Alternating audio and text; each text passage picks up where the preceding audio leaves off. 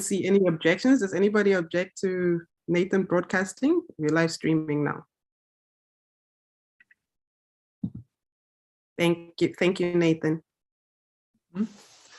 So go ahead and share the screen.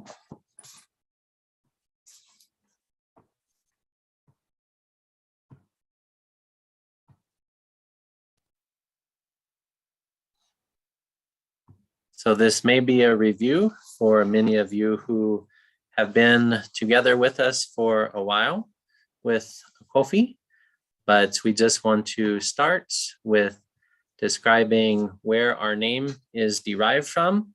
So the ACOPPHE stands for Africa Community of Planetary Partners for Health and Environment.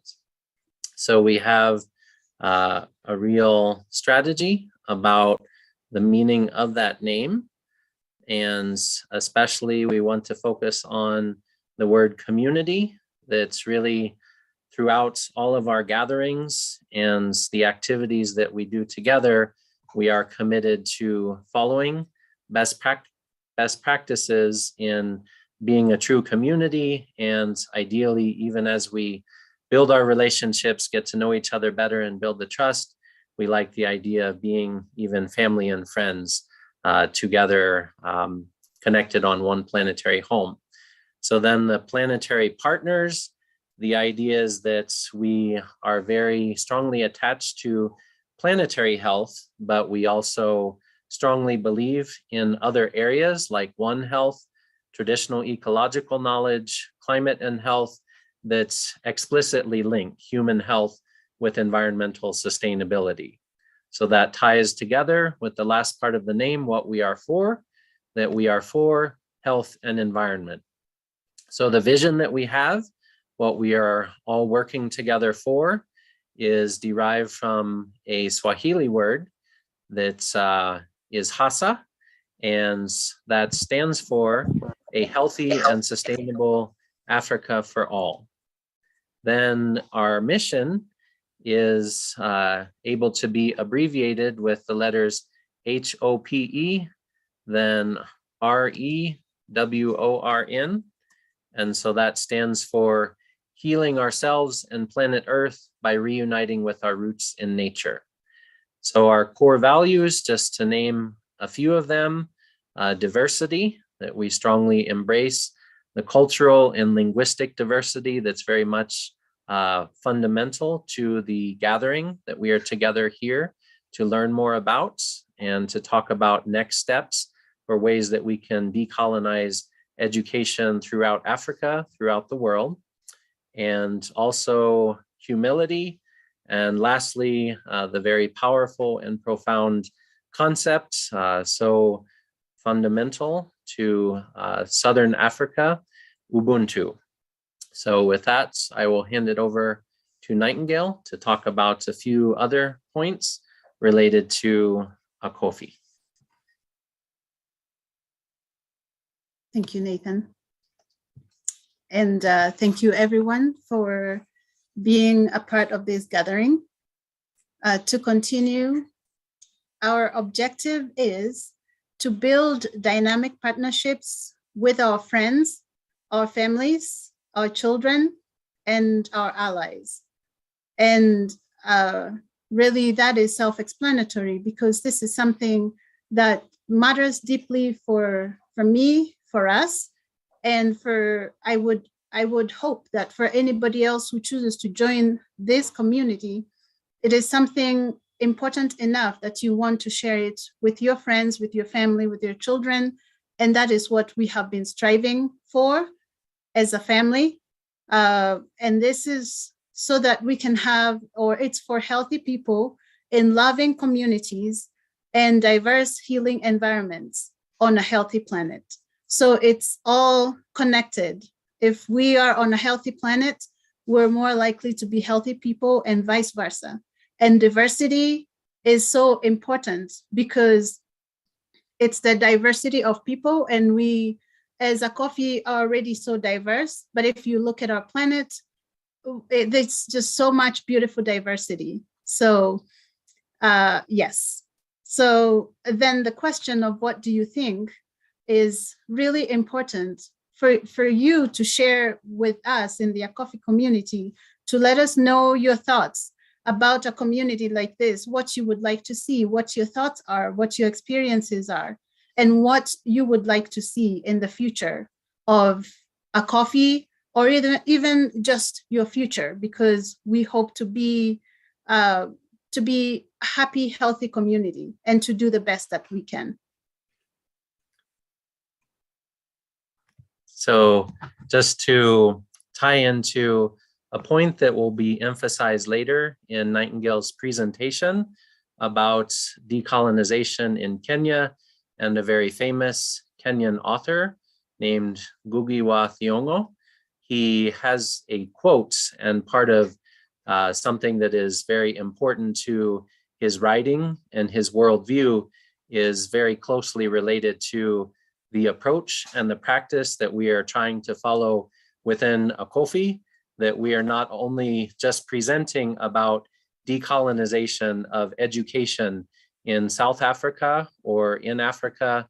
It's very much that within Acopphe itself, we are committed to decolonizing and really uniting people with nature, and then also people together with our fellow community members all around the world. So look forward to that tie-in later in the program. And with that, we will pass it back to Walia and look forward to what's to come. Thanks again.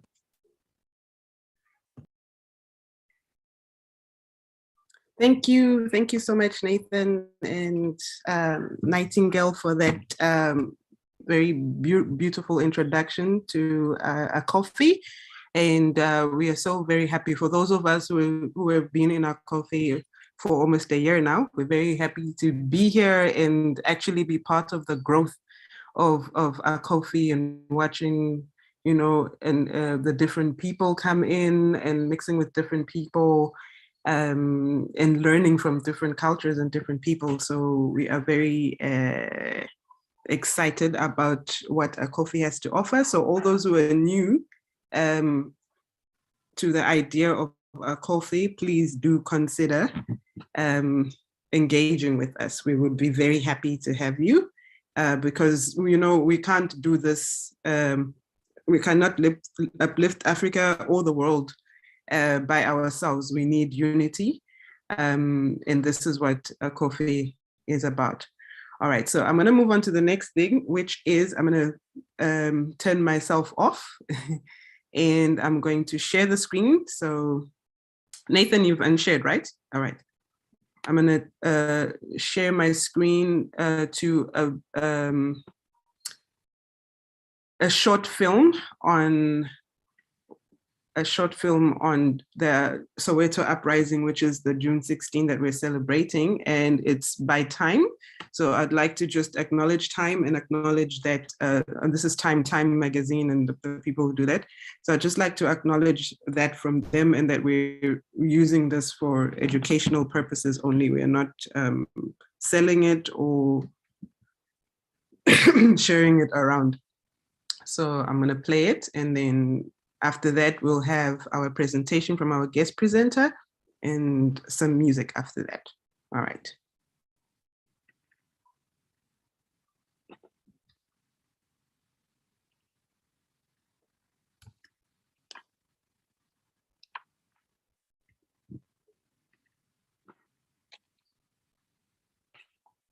Oh, sorry.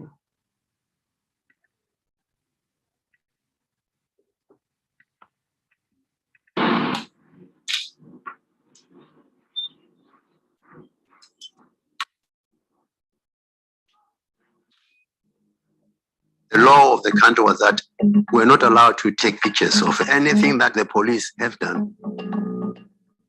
So I knew I was risking my life.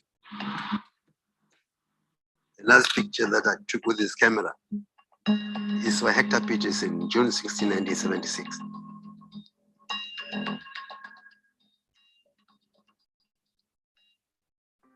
Growing up, even though We heard about apartheid. It did not make sense to us because we are based in Soweto and there is no white person in Soweto.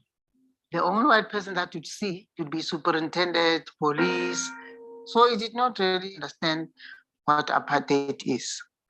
About 1976, we were told that subjects are going to be taught in Afrikaans. Okkie is diep in gedagte terwyl hy hankend aanstap skool toe. So we felt like the very same subject that you are struggling with English, we are going to do in Afrikaans. This doesn't make sense. For many years, blacks were learning English, but when they say that now you must try to learn everything in Afrikaans, it was difficult for the students. We preferred to be taught in English because we felt like English is the international language. To us, it was like, okay, now our oppressors think that whatever they want to say to us, we will do because we are afraid of them. So we just decided that we are really going to demonstrate. Some students leaked the information to the world newspaper.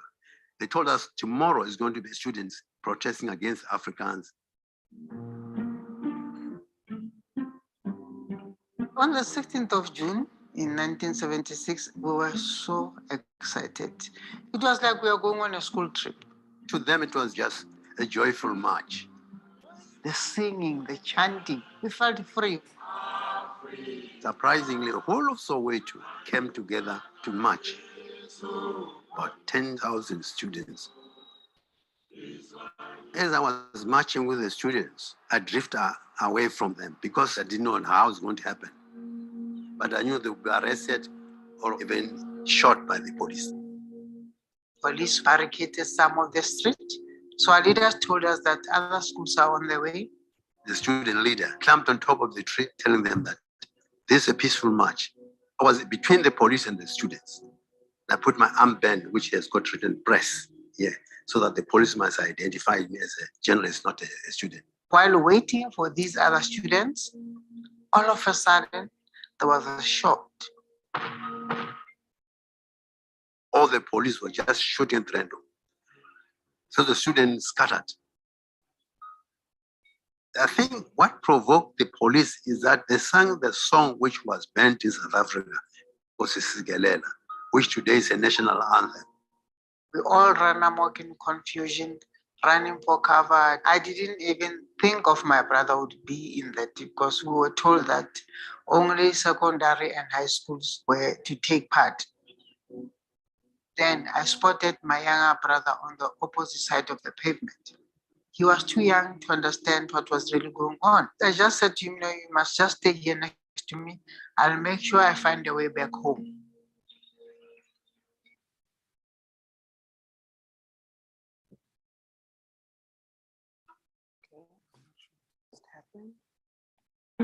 While I was talking to him, there was another shot, and we went two separate ways. I was very close from where the police were shooting. And I saw a person fell down when I did not expect to see a 13-year-old boy being shot by the police. As I sneaked back to the pavement, he was nowhere to be seen. When I took that picture, Acopphe picked him up to get Hector Peters into the clinic. So I quickly ran to the scene. I was trying to explain myself. This is my younger brother.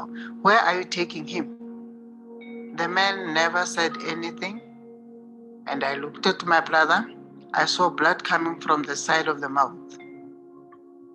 As he was about to put my brother in the car, he said, he's dead. What started as a peaceful protest degenerated into a rampage and later exploded into a bloody conflagration. So it was on fire. No journalist was sleeping on that night until the following day. There was a cloud of smoke all over Soweto. Burnt houses, buses. It was tense. It forced me to open all my cameras. So I removed the film quickly and I stuck it on my sock. When the police opened all my cameras, all the films were exposed, except the pictures I took of Hector Peterson. There was a big debate up at the world newspaper. the editor thought we must not use this picture because this picture is going to spark civil war in South Africa. But eventually, the editor of the World newspaper decided that no, come what may, we must use this picture. The police came to the office of the World newspaper. They weren't happy about it. They were exposing what the government was doing. Of course, the picture was banned in South Africa. I did not know that it was going to have such a big impact.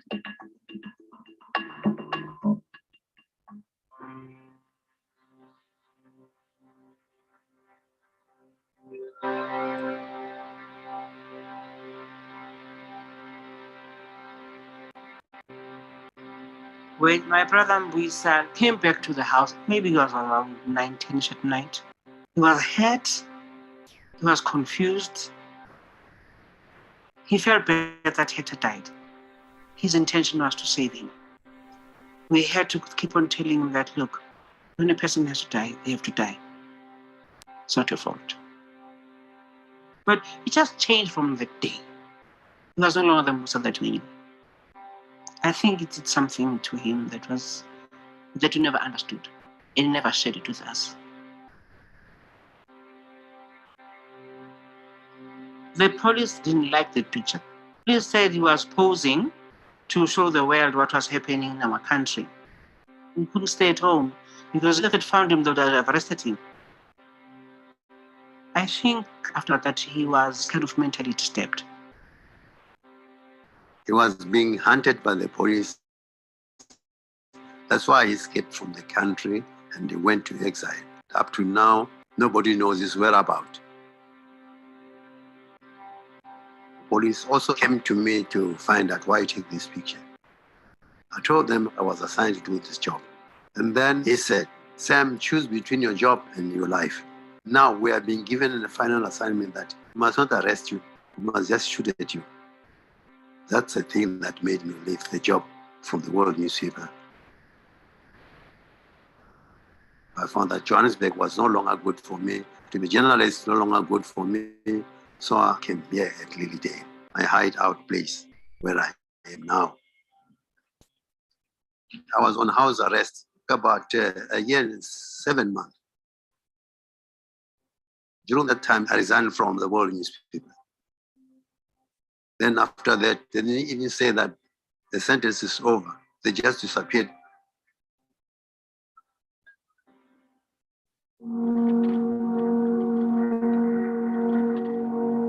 For many years, I regretted taking the picture of Hector Peterson because the picture destroyed my future in journalism. But I'm no longer regretting because Mandela, when he was unveiling Hector Peterson Memorial, he said, when we saw this picture, we said, enough is enough. After so many years, people are free in South Africa. And that is really giving me consolation. In the name of peace, democracy and freedom for all. When I look at it, I cannot remove myself from what happened on the day.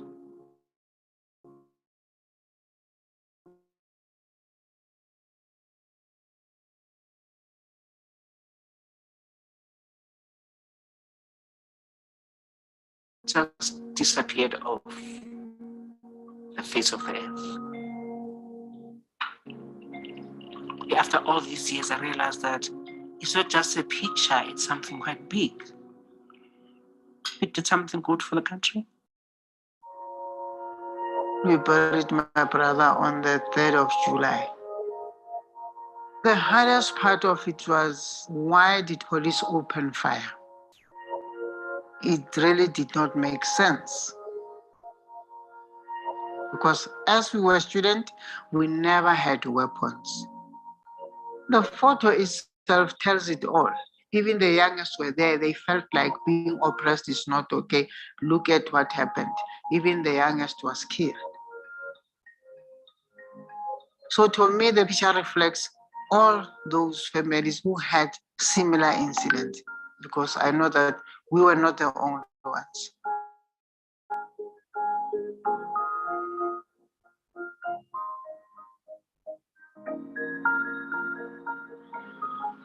I realized that when you want to get something, you must work hard for it. You know, this freedom, the youth of South Africa, they don't value it because they found everything that's being done for them. There are quite a lot of people who died because they wanted to show that we are not supporting the apartheid in the country. The Hector Peterson Museum, it's a place of reconciliation. Those who died made us live better today. And as for my brother, I know that he did not die in vain. The picture changed South African apartheid because the world, they felt that this is enough.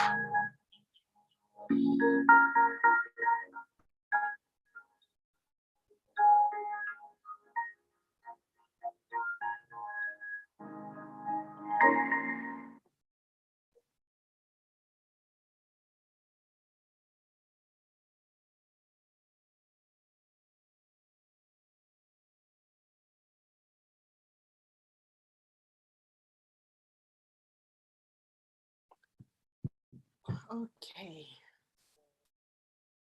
That was just to give you an idea of what was going on around June 16.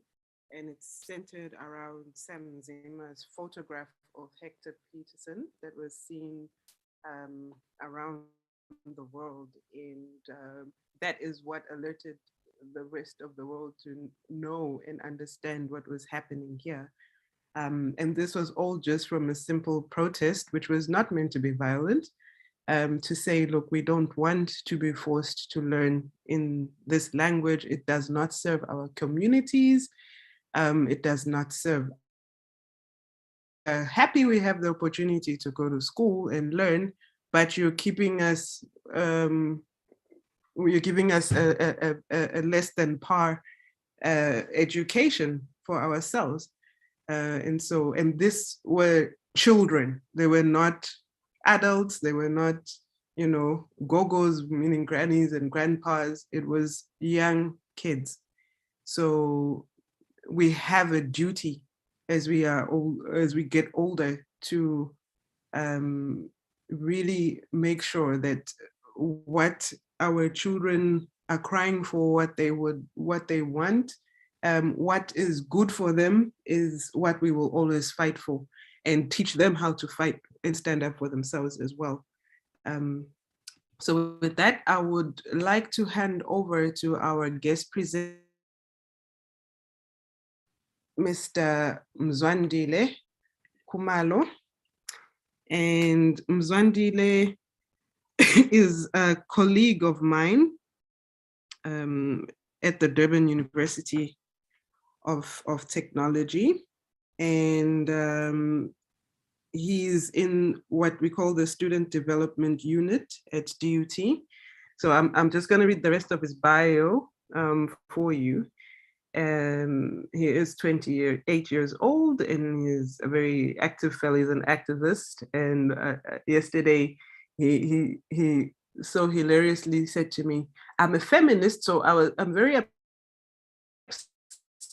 about the initial poster that I had done, because I had put him and the another presenter at the top, and then me, and was something very odd. Why would you do that? And I said to him, I actually just did that because you're the only ones who were speaking, so I thought I'd highlight you. And it had nothing to do with gender. So I found that really hilarious. But yes, he is a feminist. And he's born in a small town called Mkondo in the Mpumalanga province. Before, he currently works at the Durban University of Technology in the Center for Excellence in Learning and Teaching, which is where I work, and he's a development practitioner. He's a qualified homeopathic practitioner, an entrepreneur, and a researcher. He's also an advisor to the Green Campus Initiative, a student-led environmental sustainability movement. And he also is a national social cohesion advocate appointed by the Minister of Sports, Arts and Culture. And he's a convener of the Education and Advocacy Workstream. And I think what I love most about Mzwandile is that he's also a beautiful voice. If we're very nice to him, he might just. So with that, I would like to welcome Mzwandile to come through and do his presentation for us. Mzwandile, are you there? I am here, Walia. Thank you so much, and I hope that I am audible. If you may please confirm. Yes. All right. Thank you so much. I think first I'm going to pass my sincere gratitude, particularly for inviting me into this conversation. I know this for times. But here in South Africa, it is evening. It's just after 6 o'clock. I'm just going to try to speak briefly, and of course, if I do go out of the topic, forgive me. But of course, I think I'll just try then to present sort of a schema of how I understood the topic, but particularly touching a little bit on the decolonial work that I think myself and yourself are very much passionate about, but also try then to highlight some of the work that we are doing, particularly at DUT, and I think at a very sort of national level as well, because the Green Campus Initiative is really a national sort of movement around environmental sustainability. I think what is interesting also then about me, as Wale have said, is that I am a qualified homeopath, so I'm in the health sort of space, but also in education, and I'm also a musician. I'm an artist as well. I produce and I write jazz kind of songs and sort of Kasi soul kind of music that I do. So with the belief then that arts is actually a way of communications with the people that are living and people that are in the other world already. So in my presentation, I'll try to speak of systemic and epistemic crisis, basically with an idea that the systems and the ways that things are, the ways that people live and the way that people interact with one another is mainly based on the kinds of knowledges that they're exposed to and the kinds of knowledges that they have been groomed from. Whether then this is sort of formal or informal ways of knowing, which would be knowledges, really would then depend on how you are looking at it. But my highlights really would be around knowledges, and I'll try to highlight a little bit about the decolonial sort of work of knowledge and how it links to the kinds of crises that we actually are in right now. The work that I do, particularly at DUT with the Green Campus Initiative, is based on the idea. And I always say to them that the idea of the thing, which is university, is particularly embedded on its people. So I speak a lot about unsilencing the student voices, because before, students were kind of looked at as the empty sort of vessels to which information need to be fed into.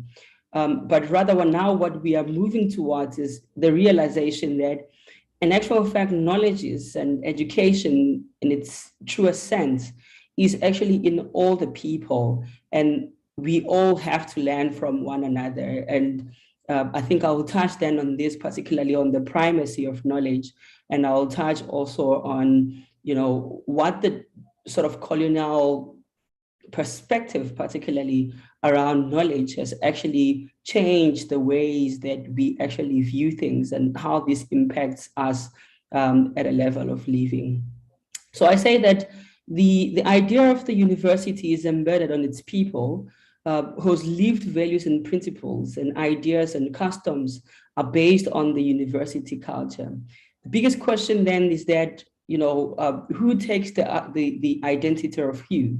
And is it the university that sort of kind of has to assume a particular identity from its people, or the university itself as an independent kind of space has its own culture to which people then need to unlearn everything about their own identity and assume this new sort of identity that the university comes up with?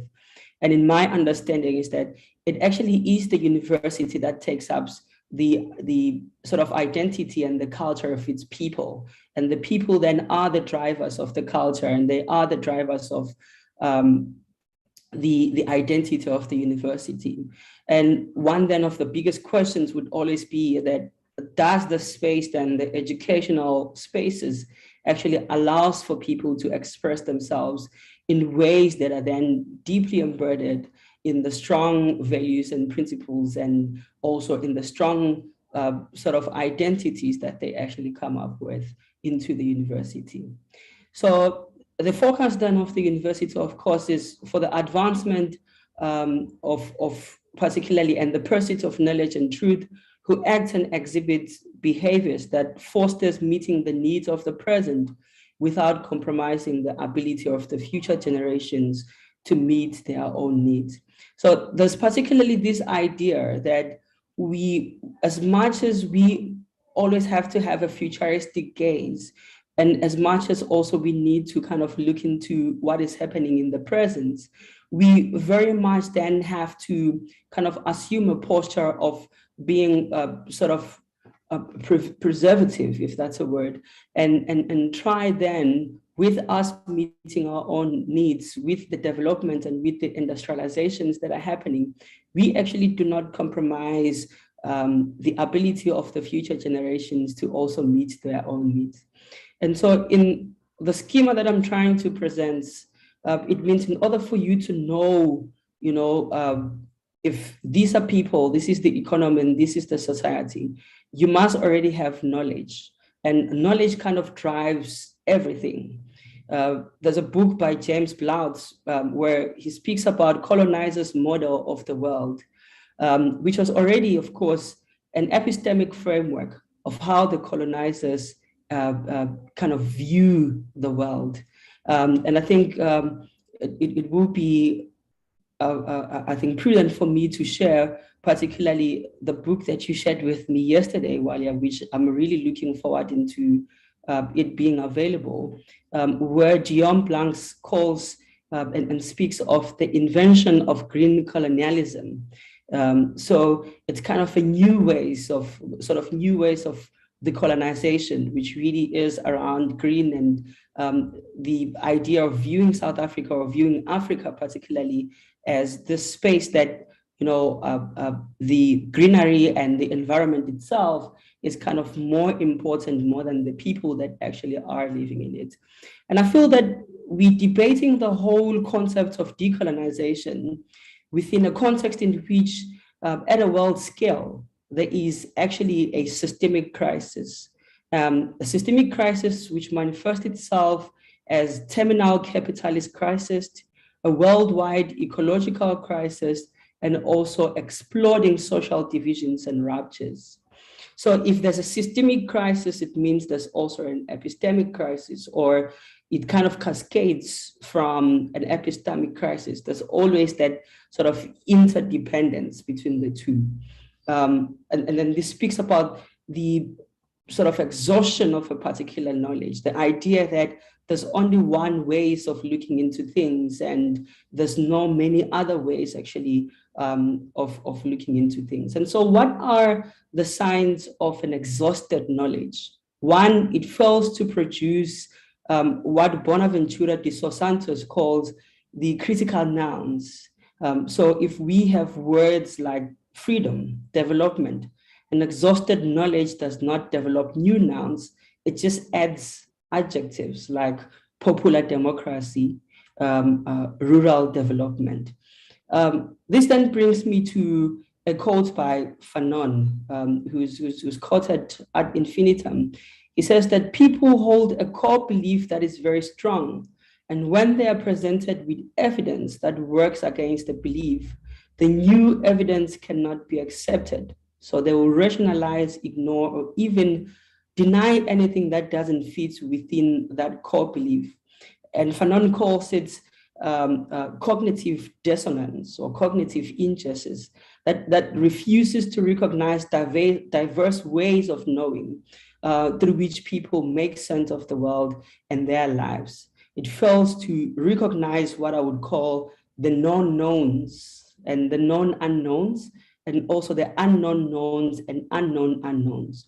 Because generally as people, that's how things should be. We cannot move into the future with one kind of framework of knowledge, but we need to realize that there's certain things that we know, certain things that we know that we don't know, and things that we don't know that we actually know, and also things that we don't know that we don't know. It kind of positions us in a very much more kind of inquisitive level, where we'll then understand that each and every one of us has knowledges that we would need to learn. That is why I am very much against what I would refer to as politics of knowledge, this sort of global economy of knowledge. And I think it's very important for us to reflect on this concept, because it kind of tells us that the kinds of work that we are doing, particularly on decolonization and everything, is actually just pointless, because globalization has shrinked the world and it has connected us. And there is no knowledge of Africa, knowledge of Europe, or knowledge of Latin America. We all kind of have similar ways of knowing. And instead, what they say that we must talk about is the complexity and multi-directional flow of knowledge. And it kind of says that there's no indigenous knowledge and all sort of other sources of knowledge, but we must speak about one global village of knowledge. And for me, this kind of worries me, because it looks good, I think, at a very abstract level. But then it kind of takes away the idea that knowledge actually comes and it holds a particular identity of that particular individual. And I would like to say something that Zakes Mda speaks about. He says that, you know, there's a difference between the history and the past. History is one how tells the past, depending on whatever sort of points of biases that they are drawing the past from. But really, the past is really the actual account of what happened. And so this in itself is a way in which then the point that I'm trying to drive home is that of an epistemic crisis, which kind of leads to a systematic crisis as well. So those who believe in the global economy of knowledge then speaks about decontextualized knowledge with no locus of enunciation. In other words, we can just speak of a theory from nowhere. The practices, the ways, the cultures, the ways of living aren't actually based on a particular, sort of scheme of knowledge, but rather it just comes from out of nowhere, and there's no geographical or biological centers of that particular knowledge. And myself and you, we know very well that, most of the knowledge structures that are actually legitimized are from a certain particular part of the world.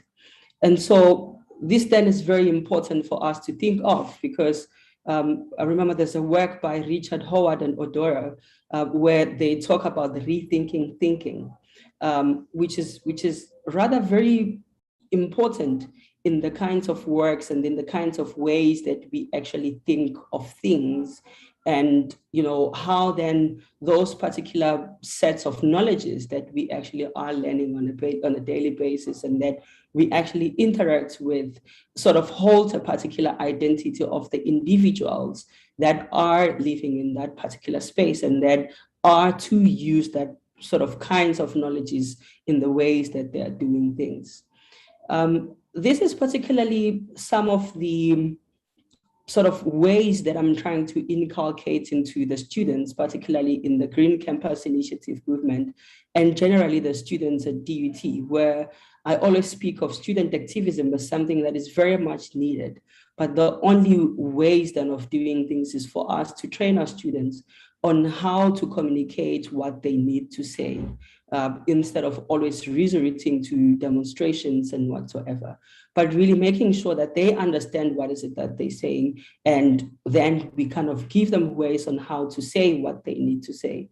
You know, just on the 15th of June, we actually hosted a student-led conversation around student activism in the higher education spaces. And very interestingly, there's quite a lot that emerged there from the students, which actually then proved to me that students actually know what they need to say. And the Green Campus Initiative then comes with that culture again of activism and advocacy, particularly around environmental sustainability and the kind of works that goes into that project. A lot of greening the curriculum work that we actually are doing together with the students, but most importantly, not using a top-down approach, but really allowing our students to be at the forefront of designing the kind of future and the kind of what I speak of, them not sort of meeting their own needs without compromising the ability of the future generations to meet their own needs. Because it is very important for us to always have that futuristic sort of ways of doing things when we try to meet our own sort of present needs.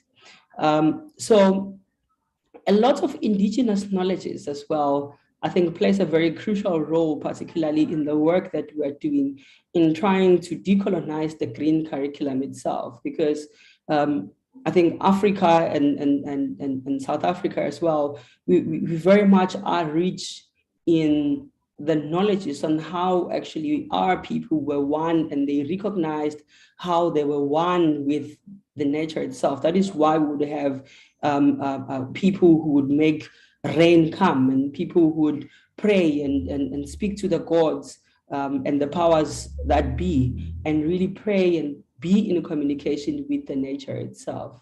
Until, of course, then the kind of West culture then kind of came with an idea that they introduced civilization in Africa. And we know very well that there's actually quite a lot of evidence that proves very, very as early as the 1800s that Africa actually had civilization. And even through the use of minerals and the use of whatsoever, we already were able to craft these things. There's a very beautiful book written again by Zex Mda, whom I read a lot about, where he speaks of the sort of occluded heritage of Africa and how everything was kind of capitalized in ways that then sort of then took away the identity of Africa in ways that we actually are doing things. I think, Walia, I'm gonna stop here for now, and then I'll probably engage more with colleagues, but really the point that I was trying to drive home is that we need to start with the epistemic crisis in order for us to solve all these other crises that we actually have, because that's where it stems from. And there's a lot of work that needs to be done, particularly with students, and also shifting then the space towards making sure that there is the identity of Africa, and there's an identity that we hold, particularly with the ways that we are doing things and the ways that we are practicing and the way that education and knowledge is actually taught. Because the knowledge itself is not necessarily with the universities, but it has a biographical and a geographical sort of representation as well. Thank you so much, Walia. Let me hand back to you. Thanks. Thank you so much, Mza, for your talk. There is a lot in there to digest about how we are thinking about starting with how we teach and the students, and how we allow them to bring in knowledge from their communities, and how we are looking at decolonizing the knowledge that already exists and the parameters within which this is happening. It's happening within globalization, it's happening within, so then if we don't get the opportunity or chance to actually look at what we can contribute, that is authentically from us, and when we don't get a voice, because now it's globalization, nothing belongs to anybody, and when in actual fact it's okay that everything belongs to everybody and everybody shares. That is a very important point, but there's a lot to digest, but for the sake of time, I don't know if people would want to do questions now, or I carry on with the song and then allow for the next presentation to come in, and then we can do another song and then discussion. So if you have questions and answers, or comments, not answers, but comments, would you like to go now, or would you like me to hold them off until we're done with the program? Because the program was to hold the questions off. Nathan or Knight, what do you suggest? Or Vanessa?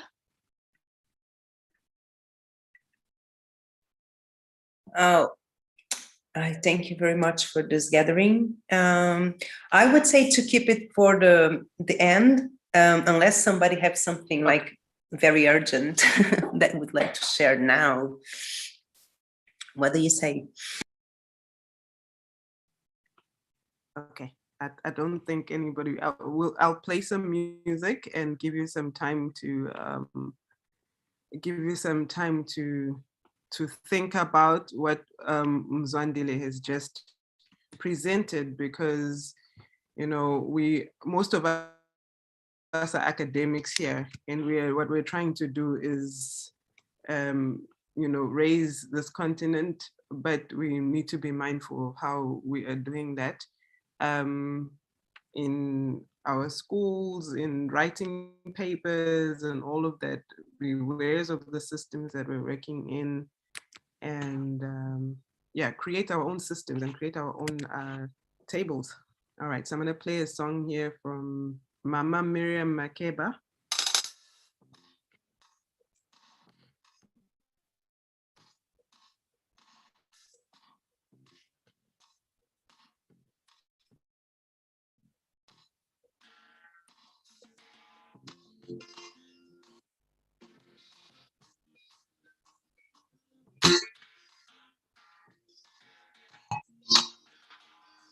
The children got a letter from the master. It said no more Xhosa, Sotho, no more Zulu. Refusing to comply, they sent an answer. That's when the policeman came to the rescue. The children were flying, bullets dying, all the mothers screaming and crying. The fathers were working in the city. The evening news brought out all the publicity, just a little atrocity deep in the city. Beni kupina matoda, babetula abantwana. Beni kupina abantwana, babejikijela ezizimbokodo. Beni kupina.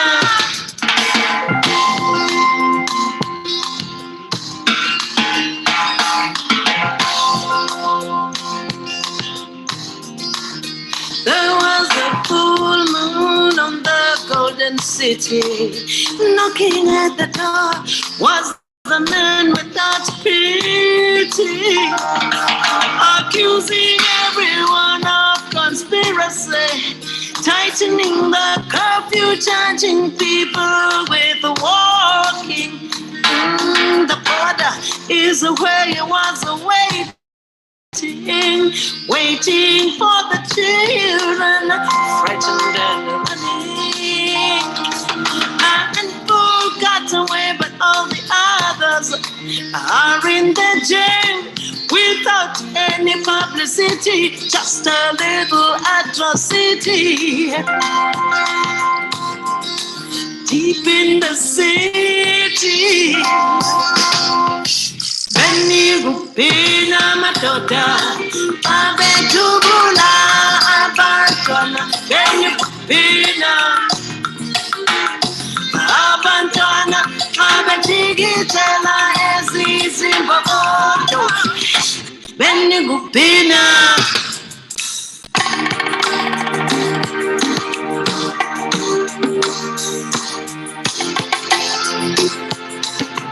Soweto blues,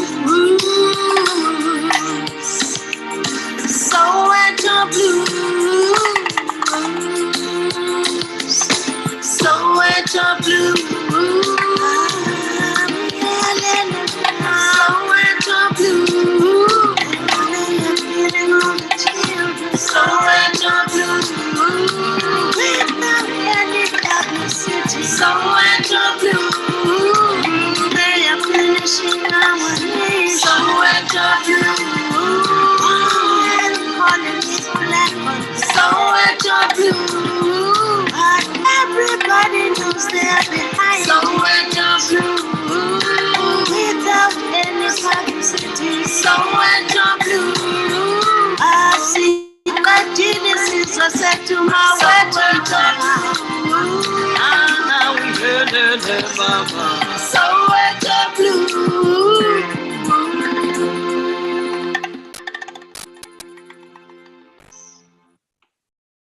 Okay, so next up on the song was by Mama Miriam Makeba. I don't know if you know Miriam Makeba. I'm assuming a lot of you know Miriam Makeba, who was exiled from South Africa because she was using her music to also protest the apartheid government here. So a lot of those stars from that time were exiled, and it's just literally speaking to what happened on that day with the students.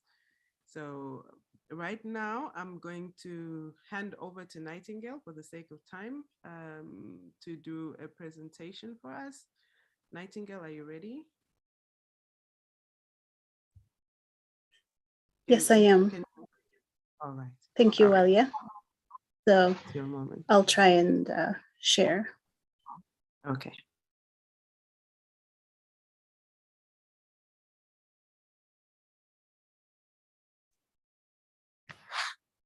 So I am Nightingale, and I'm also Wajiro Wakigera, born and raised in Kenya. Very glad to be in this gathering today, feeling very grounded, being close to home, being close to those I hold very dear. And it is a special moment, a special day. So I will try to see if I can share a little bit about what's going on in my life. Share sound.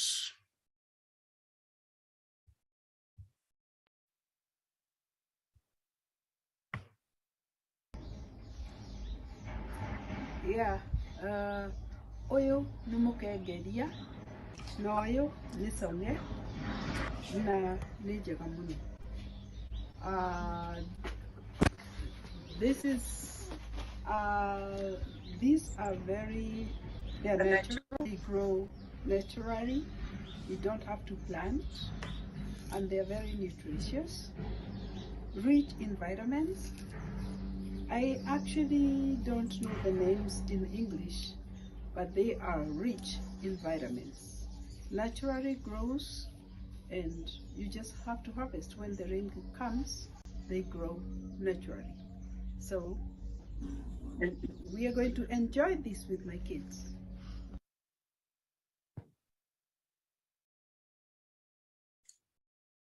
So that was my mother, and she was talking in my language, my mother tongue, which is Gikuyu. And she was explaining about plants whose names I don't know in any other language other than my mother tongue. So I want to say a very special thank you to Walia for, and Vanessa and Menzi and Nathan and everybody else who made this event possible. And also for inviting our special guest, Mzwandile. I hope I said that correctly. It's a very special and touching topic that we discussed today, decolonizing and what it really means to us. And so what I want to touch on today a little bit is the power of language, the power of indigeneity, the richness that it carries, and the loss that we have, the great loss that we experience when we do lose that language, just how much wealth of knowledge we lose.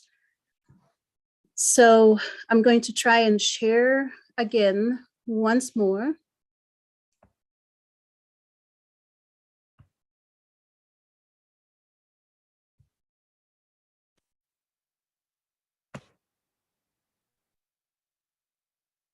So in the context of what we're discussing today, I just learned about a conference that just happened, and it actually is still ongoing in Kenya, about decolonizing education. And it's ongoing. It's where they discuss about systemic or the colonial powers and how it affects us. I saw that they're involving universities. It's a university-led discussion between Kenya and the UK for now. They're also involving high school students and also other institutions. So this is something that I do hope to follow up on, especially because it's so closely connected to what we're discussing today. And as we continue to ask ourselves questions, like they were discussing, questions like, what do colonial legacies look like? What do we learn? Or what do we unlearn in the process? What do we lose or what do we gain? How do we build and reinforce decolonial resistance and solidarities across borders?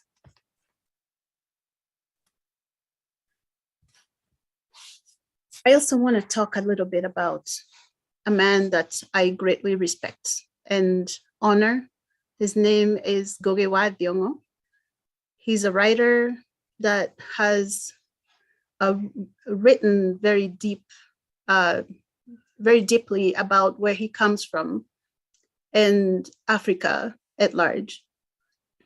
And so it's just through his work that I'm gonna speak, or really just talk more about him. And as I touch on the work of today, his work explores the lasting effects of colonialism on all aspects of social and personal life. And thinking that so much of his life has been defined by resisting the idea of sameness.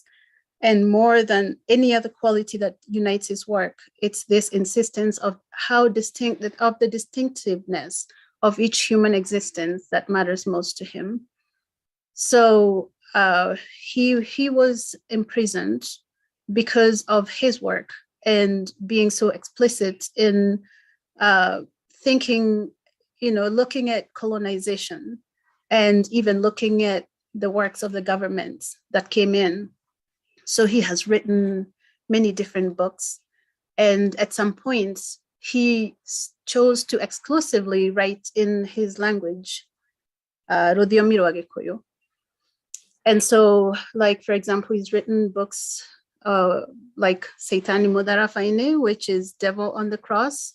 And one of his most recent books are Kedamoihuru, which I think in English would be like the perfect nine, that tells about the story, the origin story of the Agekoyo people, which is where I come from, and which is why that is Gogewa Thiongo also is so important to me, because in a lot of ways, his story is my story. And so knowing his story, I am able to understand my story so much better. So this most recent book, Keda Moihoru, he has agreed with his publishers that for a period of 2 years, when he writes his books in his Gikuyu language, it stays for those 2 years so that the Kikuyu people or the Agikuyu are able to focus and to read in their language, to retain that language, to encourage them to continue to understand the language, to give them the opportunity to not lose that language. Because when you lose that language, then we realize that we lose a lot. If you think about yourself, wherever you are, you can maybe analyze that in different ways. Some of us have been able to have had the opportunity, the privilege of speaking a little bit of our indigenous languages. Some of us are fortunate to speak other languages that are indigenous to other places, and because of that, indigenous to other people as well. And because of that, we have a wealth of knowledge that we cannot exchange, we cannot switch with anything else. So I really just wanted to touch a little bit on the beauty of language and just how much it matters to us, and fast forwarding to think about yourself, you and me, as a vessel of making it possible, if you do speak a language, to make it possible for future generations to get exposure to that language and the steps that you need to take. Sometimes it means learning that language yourself. Sometimes it means relearning that language. And sometimes it takes just thinking and appreciating and maybe working to make it possible for others to learn a language you may not have the opportunity to learn because of just situations that may not make it possible for you to learn that language. So I just want to give thanks to Gogewa Thiongo, because as I seek to understand where I come from, as I seek to be as grounded as possible in my roots so that I can be a better human, a better inhabitant of the planet, I am trying to read these books. And I can tell you with honesty that it's not easy to read in the Gikuyu language, which is my language. It is so much easier to even interpret a lot of things in the English language. And so from my end, I know that I'm already doing a disservice to the children that come after me, because I cannot pass along so much that I would love to do that. So the little that I'm doing is to try and learn some of what I don't know, and then encourage others to do the same as much as possible so that they can do a little justice to those who come after them.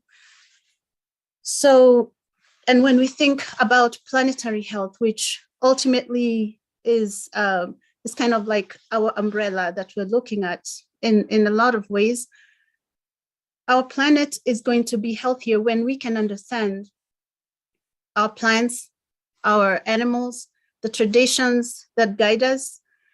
What is so important, there's some of the plants are medicinal, some of our interactions with animals. Recently, I just had a discussion with an elementary school teacher who said something along this line. I'm not going to fully quote because I might misquote, but his argument was that a lot of the initiation processes that happened traditionally in our culture or in our cultures that we question this day, it is very, very important to understand the reason why those initiations were done. And it is important to then look and see what we can borrow from that, or what we can be thankful about and say, no, thank you, because it doesn't apply for us. But understanding that brings us to our roots. And I think in a lot of ways, where there is pain and where there is bitterness because of hurt that has happened in the past, if you're able to go and look back and understand your past, understand where you come from, I think for me, it's a lot more likely to forgive. And so it all ties down to us being happier, being healthier because of understanding, getting to a point of forgiveness and getting to a point of healing collectively. So all the same, I think I would like to stop here. There's a lot that I can say. There's a lot that printed on the page where I'm talking from, but mainly it's to say, to appreciate the work that Ngugi wa Thiong'o has done, to have his work in his own language, giving the people who could read in that language the opportunity, the exclusive opportunity to only read it in their language. And then after 2 years, having it translated so that everybody else who can read in English can then read and appreciate the book. And just bringing up the question of, what do you think about that? And is it something you appreciate? Is it something you would want to encourage in your community? Who is the Ngugi wa Thiong'o of your community? And do you want to reach out to them, or is that person new? These are all the questions that come to my mind as I think about my role in passing on those things that I value on my end to those who come after me.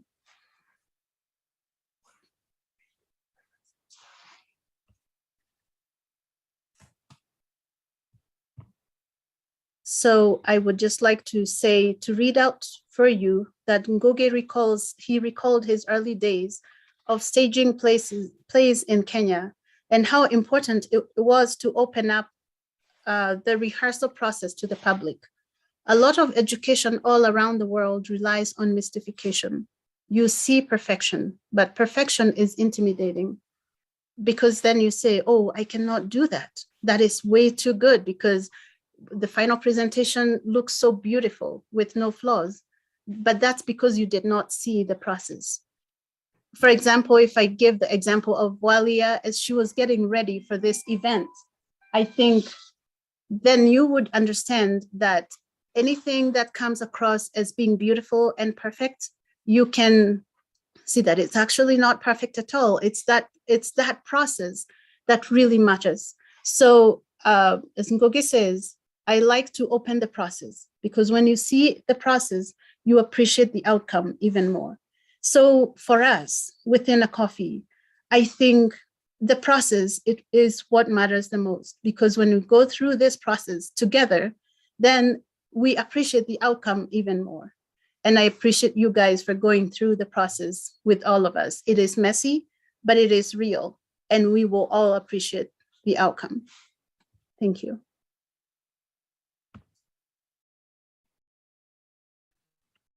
Thank you. Thank you so much, Nightingale, for your presentation. Really, really, really important and very, very beautiful. There is so much that we carry in our indigenous languages that gets lost when we lose those languages. So, excuse me, so much encoded knowledge.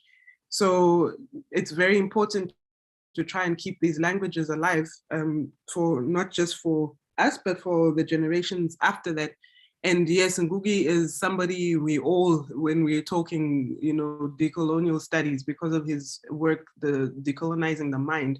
And that's always my point of departure when I have to speak on decolonial matters is, we can talk about the paperwork and the policies and all of that, but if you are not really transformed or convinced that you need to transform and you need to, and I don't really like to use those words because they're, very academic, and in academic spaces where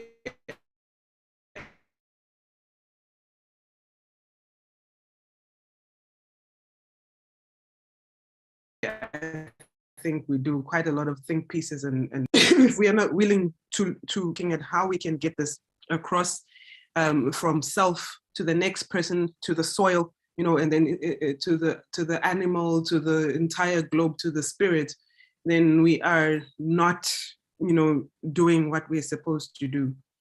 So we're very grateful for that conversation, Nightingale. For the sake of time, I would like to open up for discussion from everybody else, for questions, for comments. I think now is the time. I'm opening the floor up for that. So please feel free to ask questions, make comments. If you want, share a song that reminds you of what we're talking about. And I really hope that what we can do is make sure that we start holding each other accountable to action. Because it's very nice to have these spaces where we talk about things, but we and think about them and theorize and do whatever, but we need action. And because of that, I would really like us to see more people working in the community. So working with the community and the community actually coming into the spaces as well. And that includes, the students that are at university, getting them to think very differently about how they are learning, what they are learning, what they can take back into the communities, making knowledge useful amongst ourselves. So that's what I'm holding. I want us to hold each other accountable for. So please, show your video. I'm gonna show mine too, and ask questions, speak, share music, whatever it is that you want to do. This is your moment. So please go ahead.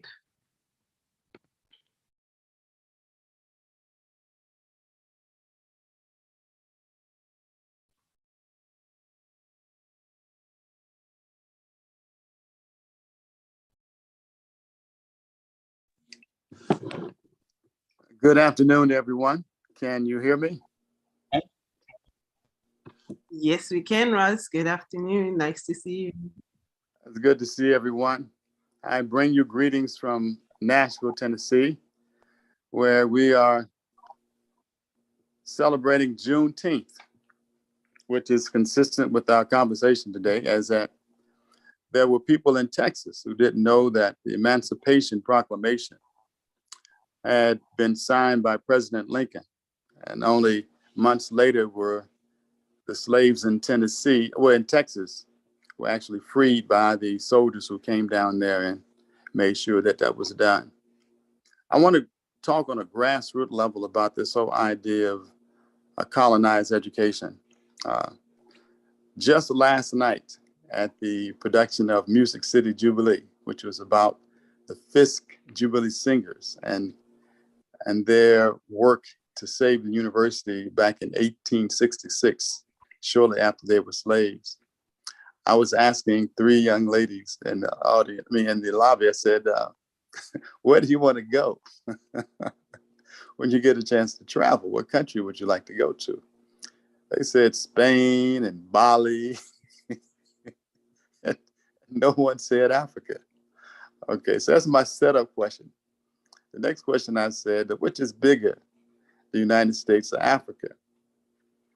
And they again say United States. And I said, which is larger, China or Africa? And they said China. And I said, when was the first time you heard the word Africa? And they couldn't remember. And these are students going into college. So I said, that Africa is 3 times the size of the United States? And they were just amazed by that. I said, did you know you can take China, India, and the United States and place in Africa and you're still going to have room left over? They were like, really? I said, yeah.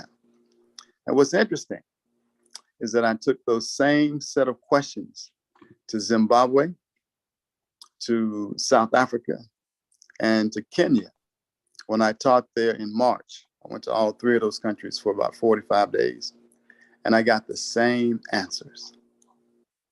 See, Britain has been successful in creating a smoke screen. So let me just put this out here now so we can be clear on it. That island of England, Scotland, Wales, and Northern Ireland is not bigger than the rest of the world. Even though we had a 1-hour program last week celebrating the Queen, who had been Queen for 70 years, it's a smokescreen to give the impression, as many maps before, that America is bigger and England is bigger. So as a part of that decolonization, we have to deal with the geography of the world and letting these young people know about sizes, because size is impressionable to these young people. Additionally, I talk to them about scientists. And I always say, who's responsible for the development of fiber optics? I said, what is that? I said, well, how did AT&T make so much money? I said, it's a man by the name of Thomas Mensa, who is still alive. And he has 24 patents. And he's from the country of Ghana. And they were like, really? You know. So I want to really thank brother. I'm not even going to try to say your name because I got a colonized language. And as a result of this colonized language, I'm not able to do a very good job of expressing myself or saying people's names in the proper way, because I've been taken from the motherland for so long. I'm a Pan-African patriot. Some of you know I've been very fortunate to travel to 46 countries around the world. And everywhere I go, I try to share the story of what happened on this side and let them know that not everybody on this side hates Africa. Not everybody on this side looks down on Africa. And everywhere I go, I'm going to continue to lift up our motherland. We will continue, as Frederick Douglass has said, dare to struggle, dare to win. Power concedes nothing without a demand. It never did, and it never will. I'm presently running for state senator in Tennessee in the 19th district. And the opening sentence of my press release reads, Rossi Turner is wasting no time and uses platform to expose human rights abuses in Saudi Arabia, where they are continuing to practice a form of slavery. I went to Dubai for 8 days and found out that the first thing they do when you come from Africa is take your passport, put you in a place for about a month until they find you a domestic home, and exploit you for less than $400 a month. So I just wanted to share that information with us. I hope that everyone will boycott the FIFA World Cup in Saudi Arabia. And as always, I will continue to support Acopphe and all the work that we do. And thank you for all the work that everyone is doing to build this organization and to save our planet. As the song says, we have to save our earth. We have to save our earth, the plants and the trees, the birds and the bees. We have to save our earth. Asante Sana.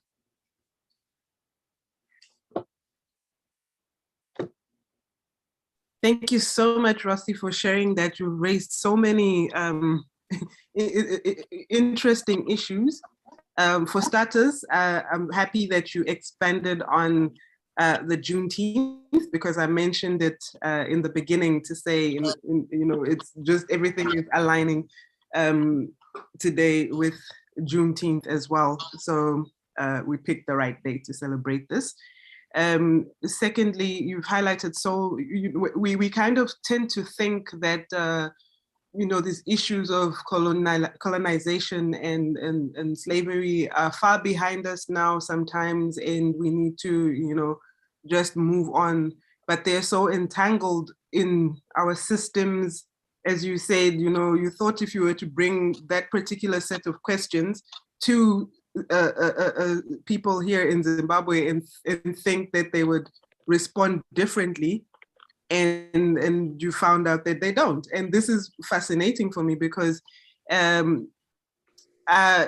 went to a primary school where their curriculum was centered around starting to teach first about African countries. So it was the country I was in first, that was Eswatini, which is formerly Swaziland, and then it would branch out to the rest of the African continent.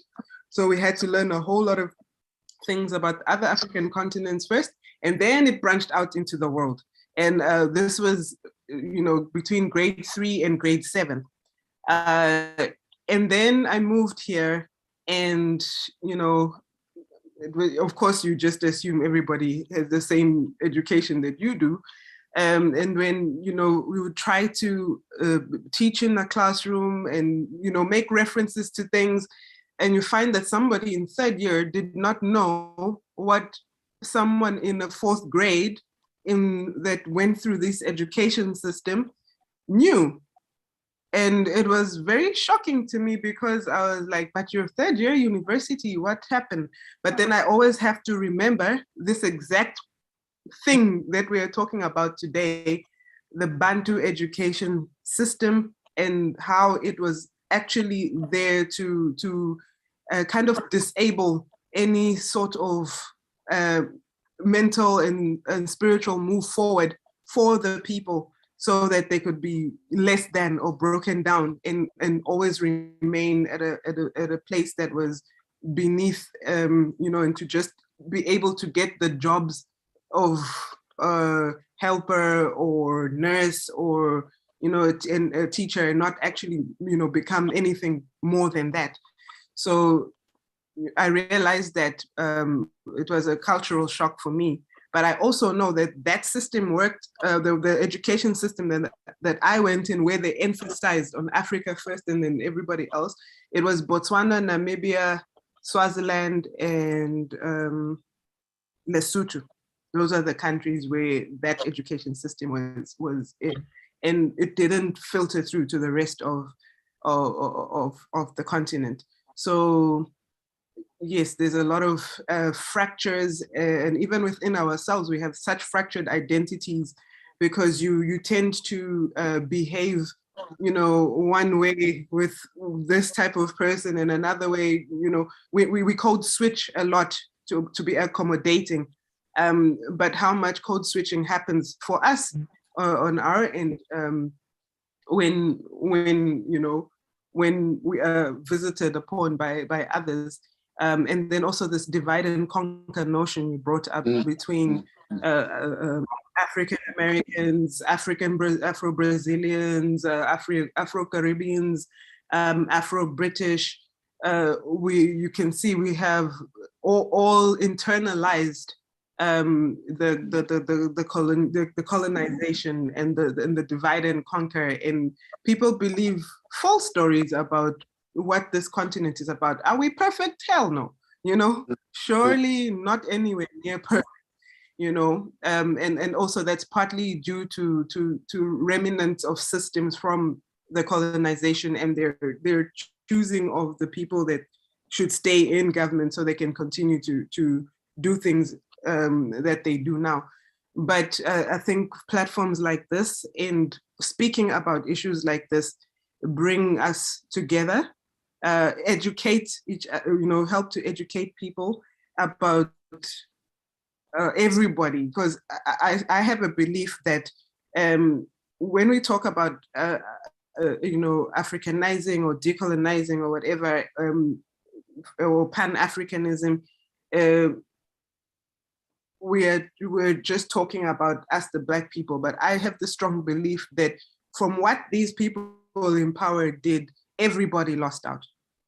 Everybody lost out, whether you were Chinese, whether you were white, all of them have a version of a lie, and are not educated or because of this version of a lie. And this is what we need to completely destroy, smash it, so that you see that, and that can only happen by direct contact with people, like the way we're doing now. It's not like direct, but it's direct enough that you can see me in real time, and we're having the actual conversation in real time. I just read somebody on this continent in the chat talked about, I didn't know about June 16.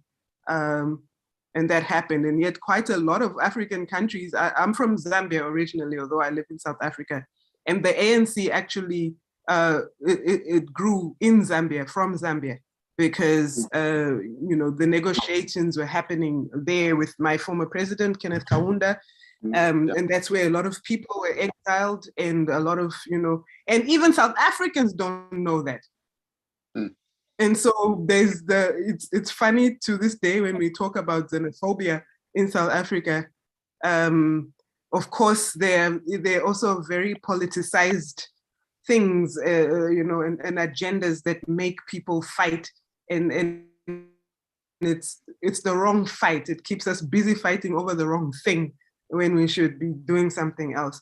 And these things are making us destroy ourselves, our planets, and the spirit that makes, the connectivity to each other and to nature and to animals and to everything. There's like a blockage in our spiritual vortexes that help us to connect. So I'm very happy that you came and you also shared your experiences with us. Is there anybody else who would love to hop in with discussion, with questions? The floor is open. Please go ahead. Hi, Wally. I'm sorry I did not raise my hand. Okay. I want to touch briefly, particularly on something that you highlighted on when you speak about, I think I'm going to put it in my own way, when you speak about the self. I'm doing a lot of reading, particularly on the self, and the idea is that of identity, of, because most of the time, particularly when you engage with students, and I think not really in reference with other races whatsoever, but within the sort of African community, we have this mentality that other races are superior than us and whatsoever. And there's really quite a lot of work now that, with people that I'm associated with, we're trying to do, particularly on working around the self. You'd know that this past weekend, I was actually not even around. So we had a group of about 160 students that we went with into a game reserve. And we were really just sitting in we created a bonfire, and we were talking about the idea of the self and the envisaged self then, because we need to intentionally speak about this, because before we are a community, we are individuals, and certain families and certain people have different cultures and different traditions and different ways of doing things. And together then, those things, they form what we then would call an African culture or an African identity. And so, there's so much of westernization in the ways that things are, and in the ways that we are identifying with ourselves, and then thinking that we are at the bottom of the hierarchy ourselves. So there's really quite a lot that needs to be done at that level, where even ourselves as Africans, we actually do take pride of our own continent and also our own countries in ways really that are deeply embedded in the kinds of identity that we would want to assume for ourselves. So there's a lot of unlearning, I believe, that still needs to happen, and that we need to do, particularly with the youth and with young people like myself. I mean, I'm only 28, so I still very much fall within the category of a youth. But there's so much that we really need to do, particularly in working around the self. One of the ways, of course, is the sort of educational decoloniality work that we are doing, because the knowledges and the ways that the knowledges are actually understood, it kind of shapes the kind of identity that one assumes for themselves. When the curriculum has no sort of African identity in it, and then you believe that yours is to be at the end or rather be in the receiving side, and you are not allowed to create your own knowledges. That in itself is something that we really need to work on how we are making sure that with the unsilencing of the voices of whether students or Africans generally, how are we then creating our own curriculum and how we could creating our own scheme of knowledges in such a ways that, and in such a way that it actually is, I don't want to say at the level of what is prescribed as academic, but really in ways that we are understanding our own knowledges in a very constructive and cumulative manner that kind of synergizes the levels at which we are understanding the African continent, and we are understanding ourselves as well in much more scholarly ways. And of course, the likes of Zakes Mda, Guki, and many other people, your Fanon, everyone, they've started this work, scattered, of course, everywhere, but we need really to be intentional with how we are conversating and how then we from whatever conversations that we are having, we actually advance the scholarship of the African identity and what it actually means for us. Thanks.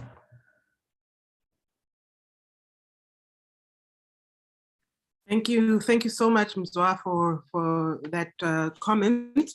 And you know, the South is very important, and I think I push it at work, and I push it also on this platform in terms of the scholarly self and the South in general, where I talk about self-study methodologies a lot.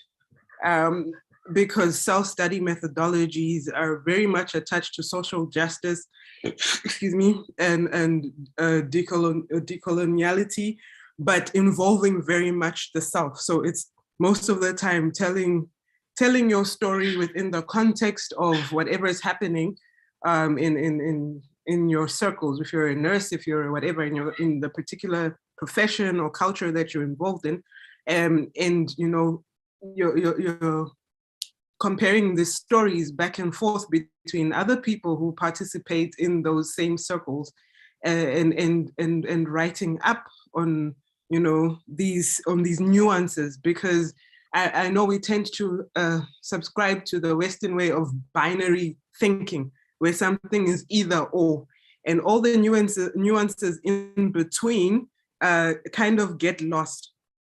And so for me, I like bringing in, I'm always advocating for self-study methodologies, because those nuanced stories, me and Nightingale, we may seem similar, but there's something, about us all the time that's like, okay, I would do this differently.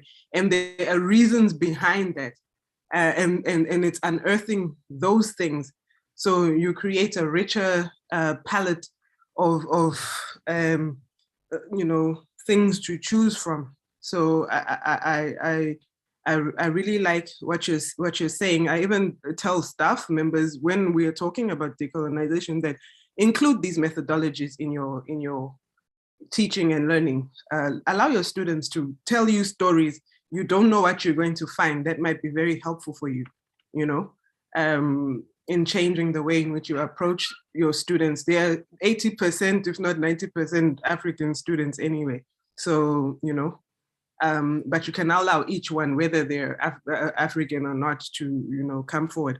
The other thing that you touched on for me was this idea of if the West says it's correct, then it's correct. It's good. And I've noticed this in South Africa, that the Western approval is very important for something to take off. And I always feel like we need to create our own standards of judgment, because how do we create, and this has come through a lot when dealing, for instance, with internationalization. How do you compete internationally without your own product or things that you can say are authentically yours? And the only way to contribute or get past whatever boundaries is if the West says it's okay. But you've been or people where you come from have been using these things for millennia, and it works, and you know that it works, but we'll only trust each other on it if the West says it's okay. So creating our own standards of judgment and being okay. If they don't want it in Europe, or they don't want it in China or whatever, we know it works on here. So let's circulate it amongst ourselves, because the honest truth is we don't even mix a lot on this continent with each other. You know what I'm saying? Because of these so-called boundary borders that have been put in. And yet, if you follow just the language, you will know that so many of us are distant relatives. We're connected somehow. So yeah, I just wanted to say something on that. I've seen a hand go up. May that person please speak up. I can't see you now, but I did see a hand up.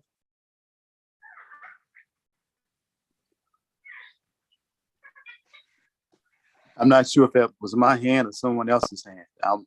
I'll yield. Idris. It's okay. Idris. Yes, I think Idrisu is back. I wanted to ask, I hear we have some kids in the meeting, and I'm told they need to go to bed. Idrisu, do you mind if the kids go, the child goes, and then you can go in right next?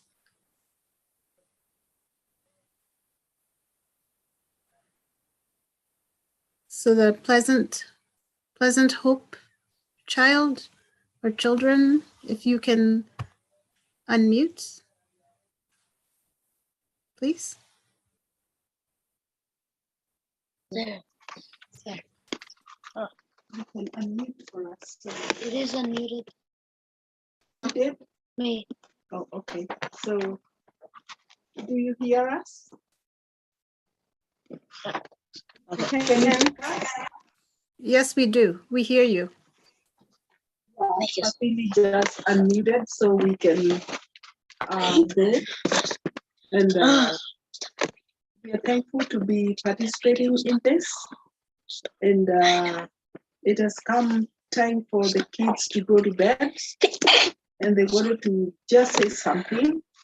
And for me, I would say going back to the roots, telling stories in our, what has happened before when we had our forefathers, and even telling them or reading them in our mother tongue. It helps us a lot because we will be able to pass the information to the coming generations. And I will let, I think it's Matthew. Yeah, he's going to say something. And then we have teacher Chair. He's going to say something and the kids will go to bed. So go ahead, Financial. Okay. First of all, I want to say thank you. First of all, I'd like to say thank you for all the words that you have given us. And second, I'd like to say speaking in my own language helps me understand and express myself better. Thank you.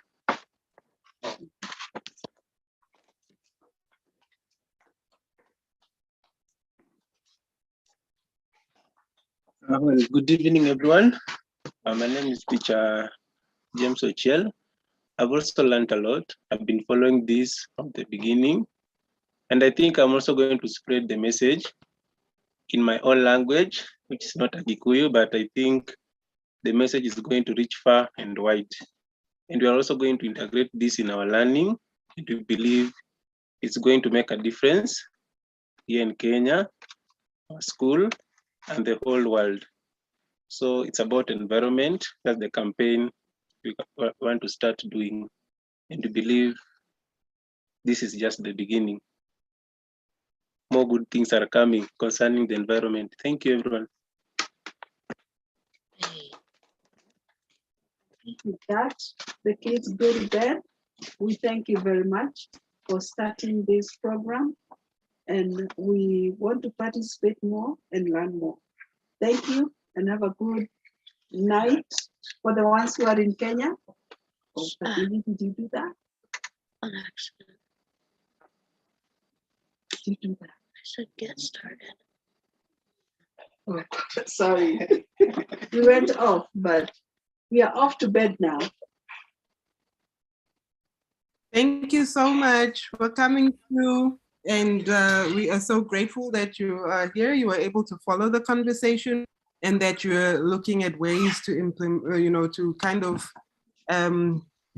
put into practice what you've learned here just by, telling stories in your own language, looking for the stories, reading. It's a very important thing to start. Okay, I would like to ask Idrisso to come through. And after that, we're gonna wrap up, I think, because we're at the end of our meeting now. So Idrisso, are you still around? I hope I'm saying your name correct. Please tell me how I should say it when you come back on. Yeah, I'm here. I'm not going anywhere. Yeah.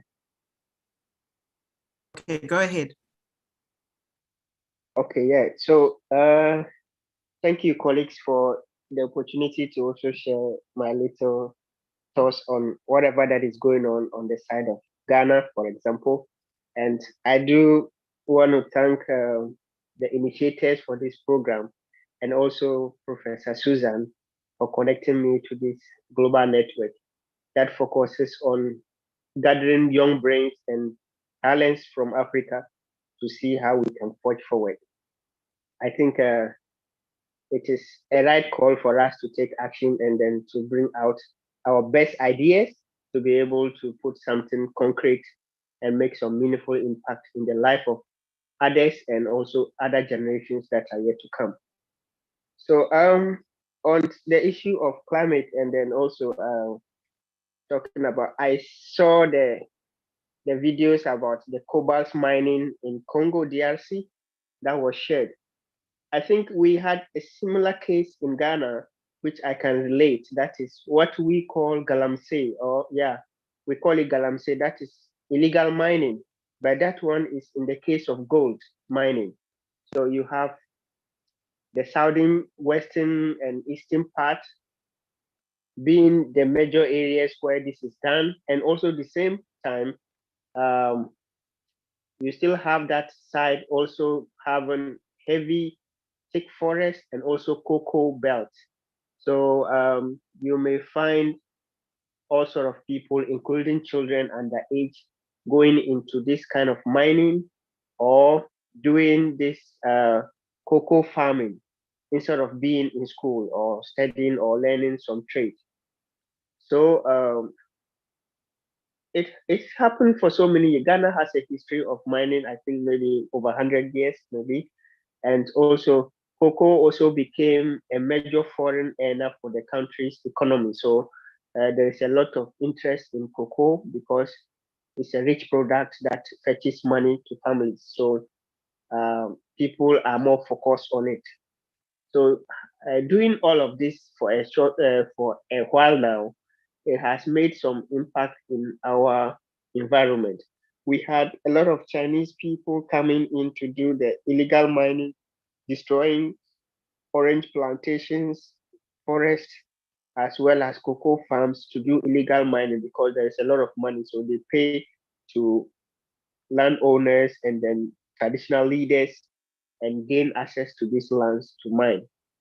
So it has made a lot of devastating impact in our forest cover as well as the terrestrial lands also.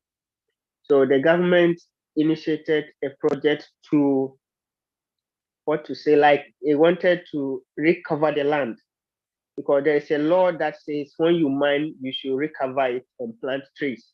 But that wasn't done for so many years now. But so the danger has come that it is polluting our water bodies. People are reporting cases of water contaminated diseases in our hospitals, as well as also some cancers, which are strange.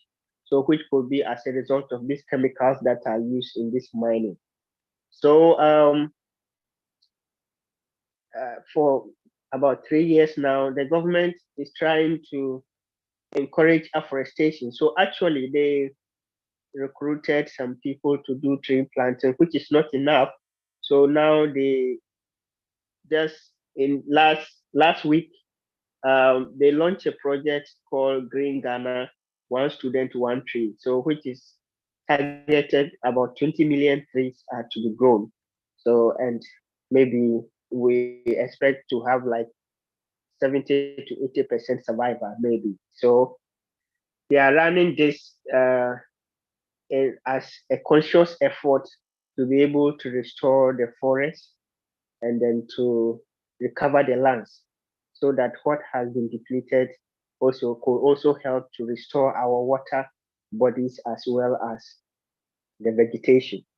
So I think if we really, as I earlier on last week mentioned, that I would love a viewpoint where we will all be able to share the best practices of wherever that we are and pull along together and then be able to make a forward marching strategy that we can be able to influence a change, not just having the academic or intellectual discourse about this, but moving beyond this into a more concrete or something that will be practical and tangible to make an impact in one way or the other. It doesn't matter how small that it will start, but if it gets started, at least it will keep going. So, and no matter how slow that could be,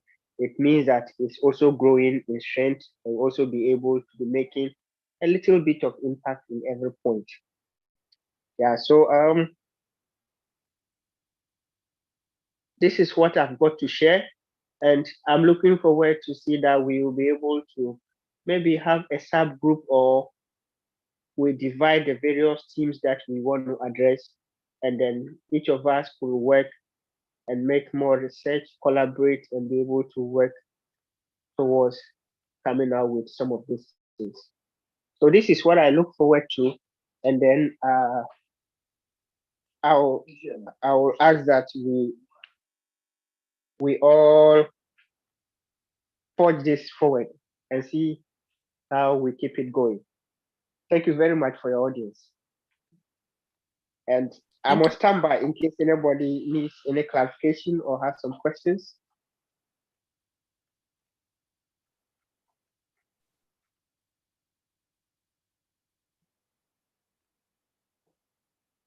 Does anybody have a response to Idrisil? Thank you so much, Idrisil, for that, for your comment. And yes, I think you also said something that I just said. It's more important than us talking about it, but it's actually important for us to talk about it like this because not everybody on the continent knows. You see what I'm saying?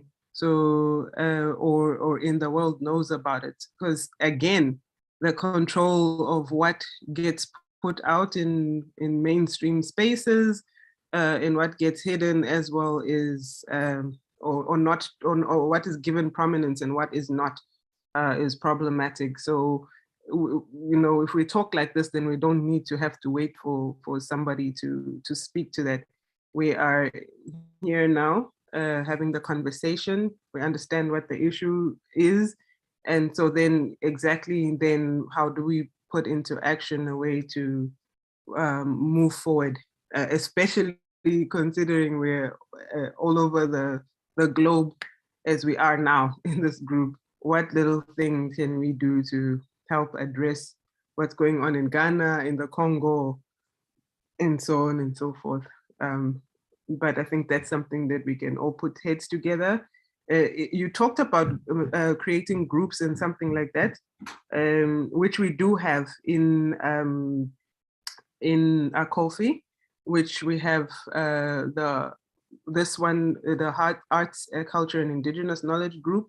We have the Climate Change and Community Outreach team. We have the Mentoring and Research Network team. We have the biodiversity, so it's Community Biodiversity Partners team. We have the law and policy team as well. We are looking at having a children's a team and one that just deals with personal health, which is the mental health team. These last two I've mentioned, we're still structuring and seeing how we can move forward with those teams. And each of these teams address, the situation according to, how best they can and the strengths and the knowledges that they have that they can bring to the table with that. So if you just come around Acopphe often enough, you can engage with one of those teams. But one of the things that I want us to be realistic about is how we can affect policy and the structures, because that's actually where the power is. And Vedast asked a very interesting question on the chat about, where was this, Vedast? Whoa, it went past. But my response to it was, oh my goodness, let me see if I cannot get it. Yeah, because I think partnerships should build upon realities and trust. Is that one? Oh yes, that's the one. This would imply that we need the West, Europe, US, and other parts of the world together with Africa in a debate. Absolutely. So that was one that was the one that I wanted to respond to. And I think Mzwandile touched on it when he was speaking, when he spoke about this capitalist aspect of what is actually destroying our planet. The moment that money is being put in the center of the issue, and somebody wants to control that money and ultimately siphon that for themselves, that's where we have a problem. If people want to genuinely, we know that Africa doesn't have the power financially at this point to a lot of the times we have money from, I actually don't believe this that I'm saying, because I really believe that the money that the West has comes from our resources. But anyway, that's a whole nother discussion. My point to that is, this is if we remove a money game, or have a trust around money where it belongs to no one but actually contributing to making change, then it will be a good thing. Yeah.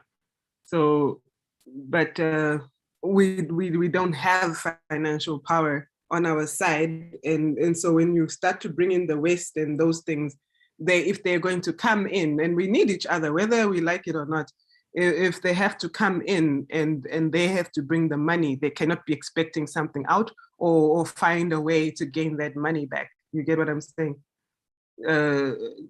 And so basically this is not even the trust thing is important, but more importantly is everything and all these issues that we're having around money and who owns this money.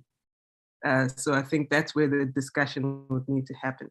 I would like to ask Vanessa to close formally and officially for us now, because we've actually gone past time. We did start a little bit past time. So that whoever needs to leave can leave. We can hang around for a few more minutes after that. So Vanessa, can you please do the vote of thanks? Okay, so well, I would like to thank you all for being here in this gathering and resistance movement. I would like to especially thank Acopphe for building this lovely resistance territory and network. It's very meaningful and touching for me to be here. I look white, even though I have a black soul. I'm from Brazil. I always say to my Acopphe friends, Ubuntu, that we are because you are. So my ancestors are from Bahia and consequently from Africa continent. My presence here is symbolic this is enough, as we heard in the video. It's not a color or a race shout out. This is a shout out from all forms of life, animals, plants, nature, and the whole planet, actually. As Mr. Tumolo exposed it very well, this talks about the systemic crisis that is a result from an exhaustion and a failure of this unique way of understanding and dealing with life, a failure of cultural hierarchy and supremacy brought by the Western white men through colonization, ideology, and genocide. So as Walia said, everybody lost and is still losing with this. So, you know, developed countries, what kind of development is that, you know? Weren't the indigenous people original from South America and Africa continent, like the Guaranis or the Khoi? I don't know if I say that right, the Khoi. They were not developed, you know, they knew how to live in harmony with nature and all forms of life. Indigenous people knows what the world needs to learn. They have the solutions to our challenges. So the colonization is about equity, biodiversity, is about integration, which are values necessary to achieve the great transition to a flourishing society and a possible world for next generations. This is the link with planetary health. And this is one of our missions within Acopphe through different action teams, as we were speaking in the chat before, you know, like art, culture, indigenous knowledge, the Mentoring Research Network, Community Biodiversity and Partners, and many others. So Idrisho can jump in to act. And as Nightingale said, we want to promote a new language. A language in a broad sense, it's like a new way of thinking, a new way of dealing with life by highlighting indigenous knowledge, new language and culture, to bring the traditional medicine to the scientific mainstream, to promote the colonization of souls, minds, through shifting mindset and paradigm in all scales, through education and communication. So thank you very much.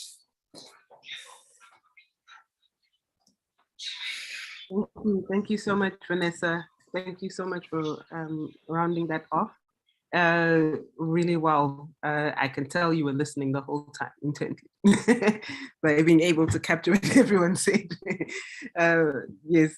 So I would also like to formally thank everybody who has participated. Some people have left us. I understand that tomorrow is a working day, so I'm sure they'll get to see this link again.